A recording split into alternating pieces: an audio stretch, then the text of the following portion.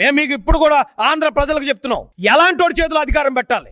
ఈ రోజున ఓ పక్కన లోకేష్ గారు దేశ విదేశాల్లో వెళ్ళి పెట్టుబడులు తీసుకురావాలి, మన పిల్లల్ని చదివించాలి, వాళ్ళకు ఉపాధి కల్పించాలని ఆయన పడుకుంటున్నాడో నిద్రపోతున్నాడో లేదో కూడా తెలియదు. అక్కడ అమెరికాలో ఆయన, ఇక్కడేమో పెద్ద ఆయన ప్రతిరోజు ప్రతి నిమిషానికి ప్రతి గంటకి సమీక్షలు, అన్ని రంగాలతో సమీక్షలు చేస్తూ ఈ రాష్ట్రాన్ని ఎలా ముందుకు తీసుకెళ్ళాలి, అమరావతిని ఎలా ముందుకు తీసుకెళ్ళాలి, పోలవరాన్ని ఎలా తీసుకురావాలి, ఇవన్నీ నేమో వేళ ఆలోచిస్తూ ఉంటారా?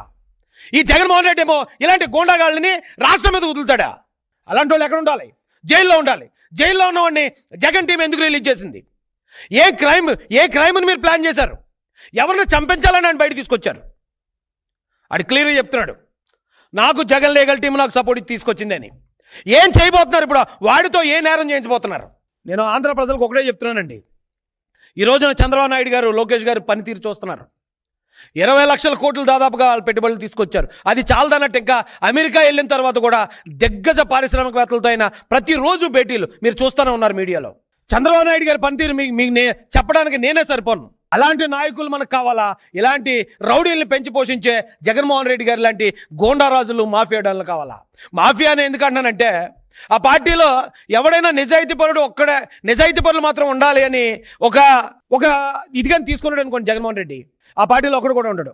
ఎందుకంటే ఒక అవినాష్ రెడ్డి, ఒక కొడాలి నాని, ఓ పేర్ని నాని, ఒక అనంతబాబు, ఇలాంటి బోరుగట్టుగాడు, లేదా ఒక గోరంట్ల మాధవ్, నిజాయితీ పరులే రాజకీయాల్లో ఉండాలంటే ఈ దేశంలో మొట్టమొదటి ఖాళీ అయిపోయే పార్టీ వైసీపీ పార్టీ. ఒక్కడు కూడా ఉండడు అక్కడ. అలాంటి పార్టీని అంతమంది నేరస్తులు కలిసి ఉండే ఏ సమూహాన్నైనా మాఫియా అని అంటారు. మాఫియా అంటే ఆర్గనైజ్డ్ క్రైమ్. నేరస్తులు అందరూ కలిసి ఏకతాటి మీదకి వచ్చే చేసే నేరాన్నే మాఫియా అంటారు. మరి వైసీపీ పార్టీని ఏమనాలండి? ఇలాంటి నేరస్తులు ఎందుకు తీసుకొచ్చారండి బయటికి? ఏం ప్లాన్ చేస్తున్నారండి ఈ రాష్ట్రంలో? వాళ్ళు ఇక చంద్రబాబు నాయుడు గారు, లోకేష్ గారు ఏమో రాష్ట్రం కోసం వాళ్ళు పనిచేస్తూ పోతుంటే వాళ్ళని ఇరుకుని పెట్టడానికి, వాళ్ళని ఏదో విధంగా విమర్శలుగా పాలు చేయడానికి సిగ్గు అనిపించట్లేదండి? ఈ రోజున ప్రజలను అడిగితే చెప్తున్నారండి, జగన్మోహన్ రెడ్డి గారి పేరు చెప్తే ఒక అనంతబాబు గుర్తొస్తున్నాడు, లేదా ఒక అవినాష్ రెడ్డి గుర్తొస్తున్నాడు, లేదా ఒక బోరుగడ్డ అనిల్ గుర్తొస్తున్నాడు, ఓ వర రవీందర్ రెడ్డి గుర్తొస్తున్నాడు, లేదా ఒక మాలపాటి భాస్కర్ రెడ్డి గుర్తొస్తున్నాడు. ఇలాంటి బూతురాయిళ్ళు ఈ రాష్ట్రంలో ఉన్న స్త్రీలని, మాన ప్రాణాలని బజారుకి ఇచ్చే బూతురాయిలు గుర్తొస్తున్నారు. చంద్రబాబు నాయుడు గారిని, లోకేష్ గారిని గుర్తు చేసుకుంటే ఒక రామ్మోహన్ నాయుడు గారు గుర్తొస్తున్నారు, ఓ పెమసాని చంద్రశేఖర్ గారు గుర్తొస్తున్నారు, ఓ సానా సతీష్ గారు గుర్తొస్తున్నారు. ఇలాంటి యువ నాయకులు ఈ రోజున రాష్ట్రాన్ని ముందుకు తీసుకెళ్లే విధంగా గొప్ప గొప్ప నాయకులు గుర్తొస్తున్నారని రాష్ట్ర ప్రజలు చెప్తున్నారు. ఎవడెక్కడ నేరస్తుడు, ఎవడు మాఫియాడాను, ఎవడు గోండారాజు అనేది మేము చెప్పక్కర్లేదండి, డైరెక్ట్ ప్రజలు చెప్తున్నారు.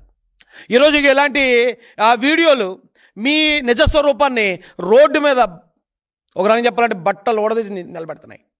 మీరు చేసే పనులే ఇవేం మేము చేయలే, ఇవేం మేము చెప్పించలేదు, మేము చెప్తే చెప్పేవాడు కాదాడు. రాష్ట్రాన్ని దాదాపుగా 19 నుంచి 24 దాకా శాంతి భద్రతలు లేకుండా ఒక గోండాలో రాక్షసులు పరిపాలించినట్టు పరిపాలించారు. ఇప్పుడే రాష్ట్రం గాడిలో పడుతుంది. చంద్రబాబు నాయుడు గారు, లోకేష్ గారు, పవన్ కళ్యాణ్ గారు ఈ రాష్ట్రాన్ని గాడిలో పెట్టే ప్రయత్నం చేస్తున్నప్పుడు మళ్ళీ ఇలాంటి నేరస్తులను తీసుకొచ్చి ఏదో అల్లర్లు ప్లాన్ చేస్తున్నారని అయితే మాకు అనిపిస్తుందండి. దీని మీద పోలీసు వారు కూడా అప్రమత్తంగా ఉండాలి అని వారిని కూడా రిక్వెస్ట్ చేస్తూ, ఈ అవకాశం ఇచ్చిన పెద్దలకి, ఇచ్చేసిన మీ అందరికి కూడా హృదయపూర్వక ధన్యవాదాలు తెలియజేస్తూ నేను ముగిస్తున్నానండి. Thank you so much.